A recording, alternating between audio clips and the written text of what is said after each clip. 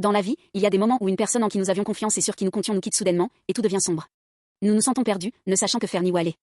Dans 1 Samuel, chapitre 25, David a vécu un tel moment. Il a perdu Samuel, un grand mentor et une figure paternelle pour lui.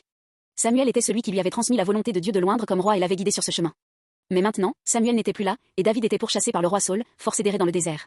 Sans maison ni stabilité, il devait vivre au jour le jour, en s'appuyant uniquement sur Dieu. Pendant ce temps, David a demandé de l'aide à un homme riche nommé Nabal pour nourrir ceux qui étaient avec lui. Nabal était très fortuné, et David avait auparavant protégé ses bergers et ses troupeaux. Selon les coutumes de l'époque, partager de la nourriture pendant la fête de la tonte des moutons était une pratique courante. La demande de David n'était pas déraisonnable. Au contraire, il aurait été naturel que Nabal exprime sa gratitude envers David. Mais au lieu de cela, Nabal l'a ignoré et insulté, rejetant sa requête. Ici, la sottise et l'arrogance de Nabal se révèlent. Fait intéressant, le nom, Nabal, signifie lui-même insensé, et ses actions correspondaient parfaitement à ce nom. En regardant Nabal, nous sommes amenés à réfléchir sur nous-mêmes. Ne vivons-nous pas parfois avec orgueil, en nous appuyant uniquement sur ce que nous possédons ou avons accompli? N'avons-nous jamais tourné le dos à quelqu'un qui demandait de l'aide, en pensant « Pourquoi devrais-je l'aider ?» Comme Nabal, nous agissons parfois de manière insensée. Cette attitude finit par nous blesser nous-mêmes et ceux qui nous entourent, créant souvent des problèmes plus graves. La sottise de Nabal l'a finalement conduit à sa propre perte. Mais l'histoire ne s'arrête pas là. La bonne nouvelle est que Jésus est venu pour des gens comme Nabal et pour nous.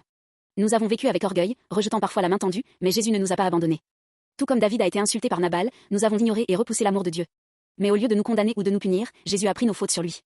La Bible dit, alors que nous étions encore pécheurs, Christ est mort pour nous. Par cela, l'amour de Dieu nous a été clairement manifesté.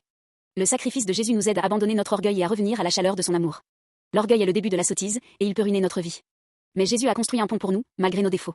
Maintenant, nous avons un choix devant nous, continuerons-nous à vivre avec orgueil comme Nabal, ou tendrons-nous humblement la main pour accepter l'aide offerte? Et si nous nous arrêtions un instant aujourd'hui pour nous regarder? Si nous abandonnons l'orgueil qui dit « Je suis meilleur » et acceptons la paix et l'amour que Jésus offre, notre vie sera renouvelée.